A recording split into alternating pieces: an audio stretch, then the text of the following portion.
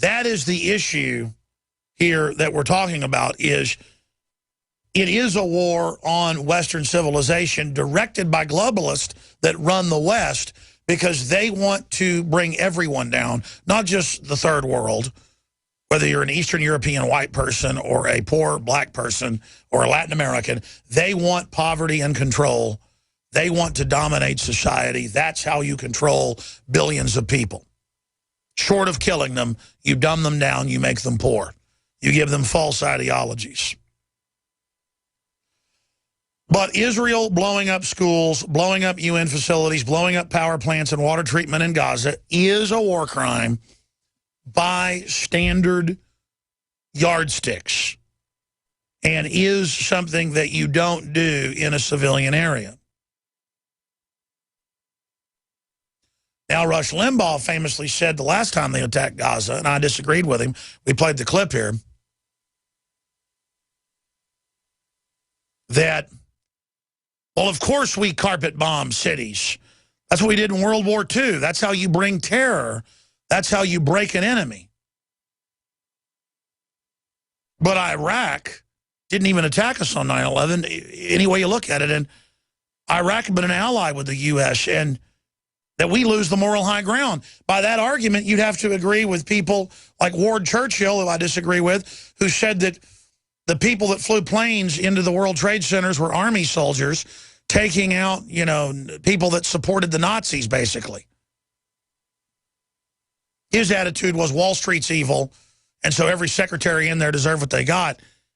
Really, if you're going to criticize Ward Churchill for that, that's the same thing Rush Limbaugh's saying. And you lose your humanity when you end up doing that. But I don't take a side here because a lot of the Palestinians are connected into groups. In fact, I'd say around half of them, you can look at the poll numbers, who say that they would exterminate every Christian in the Middle East. And I don't even take sides because I'm a Christian. It's that, wow, that's incredibly barbarous. And most Palestinians say in polls they would destroy Israel and basically kill everybody that lives there. So both sides hate each other. Both sides are in a death battle. Both sides are committing atrocities against each other. Let's be honest, like we were space aliens looking down from space and just analyzing what was going on instead of being emotionally sucked into one side or the other. Our government has funded Saudi Arabia and Qatar, and others, to take over areas of Serbia, to take over areas of Egypt, and then fail, to take over areas of Syria, and take over areas of Iraq, and blow up mosques, and blow up churches, and crucify people, and sexually mutilate hundreds of thousands of women, and kill 300,000+, and just eat hearts on television, and murder whole families, and kill non-radical Muslims. I mean, it is extreme. Almost zero media coverage. And if you say, wow, Benjamin Netanyahu is supporting NATO and Saudi Arabia doing this, aren't Israelis upset about that? Israelis call in and say, yeah, we're upset about that. We don't like that. But the average trendy that just says they hate Israel sends me a threatening email saying, I hope you die. You work for Israel. No, I don't. If I worked for who ran Israel, I would be supporting the takeover of Iraq by IS, Islamic State. I'd be supporting the takeover of Syria by IS. I'd be supporting what's happening in Gaza instead of sitting back and trying to get people out of tribal mindlessness to see how Israel, the Palestinians, Saudi Arabia, America, Germany, China, Russia, we're all being played off against each other. People say, take a side, take NATO's side or take Russia's side in Ukraine. The globalists started the Ukraine war, overthrew the government, started attacking Russian-held areas where they had bases for hundreds of years. Russia responded.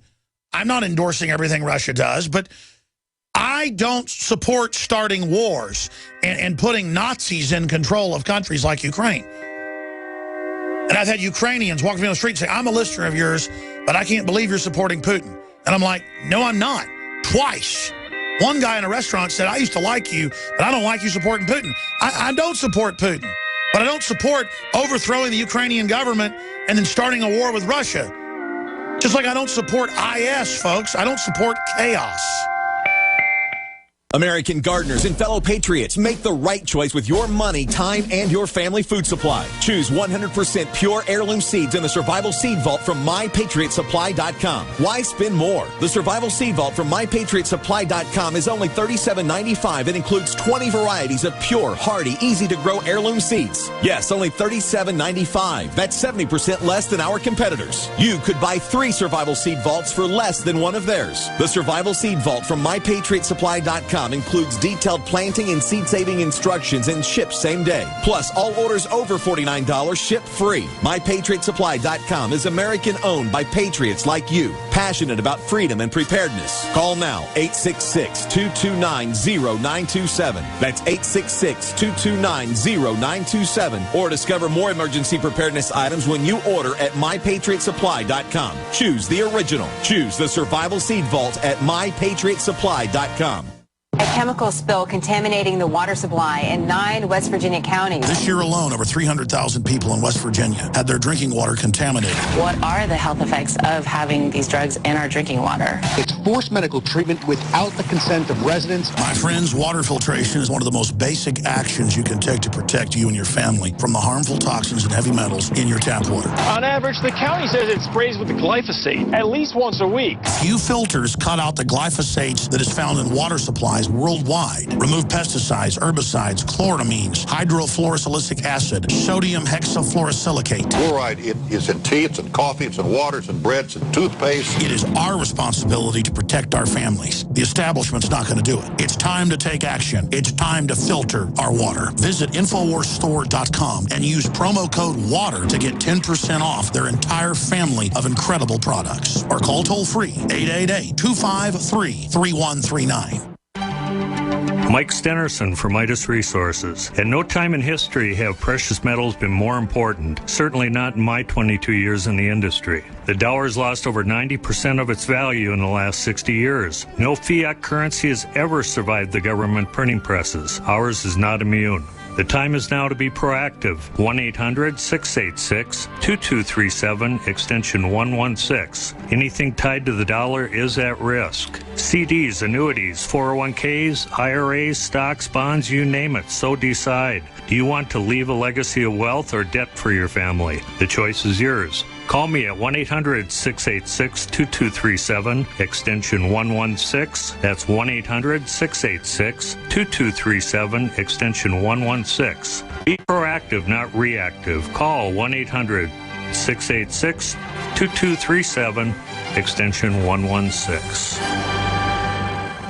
Next to water and food, you need a safe, storable fuel supply for your preparedness needs. Spare Fuel is the answer. Spare Fuel can be used in any gas-powered vehicle or generator. Spare Fuel is perfect for any unforeseen out-of-gas emergencies. Unlike gasoline, Spare Fuel is safe to store with your other supplies, and it can be stored for many years. Go to GetSpareFuel.com for special pricing.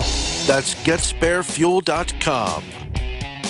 Get the most important package of information you'll ever receive in your life for only $10. The package includes 3 books and 7 DVD programs which cover biblical miracles and prophecy. The Shroud of Turin, The Third Secret of Fatima, What Really Happened to the Catholic Church, and more. Call 800-513-0029. That's 800-513-0029. Or go to VaticanCatholic.com. That's VaticanCatholic.com. 800-513-0029. VaticanCatholic.com.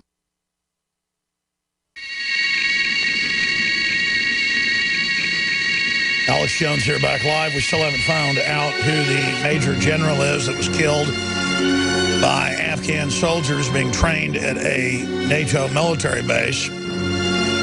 Retired Staff Sergeant Joe Biggs, Infowars.com reporter, will be joining us at the start of the next segment to break that down and to give us some of his views on his multiple visits to the Arizona border, the Texas border, you name it, the California border, just in the last month. Also coming up, huge news on the Ebola front.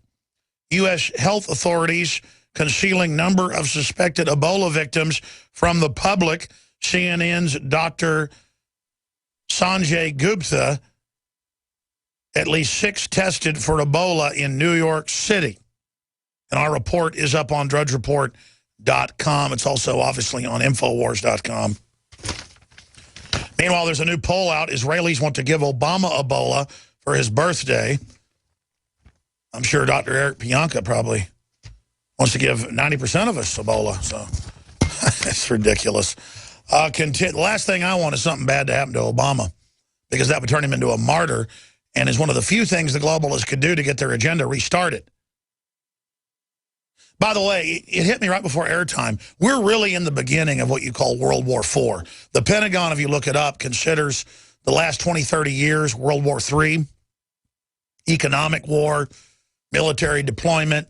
World War IV, though, is a mix of proxy wars and economics and hacking and espionage.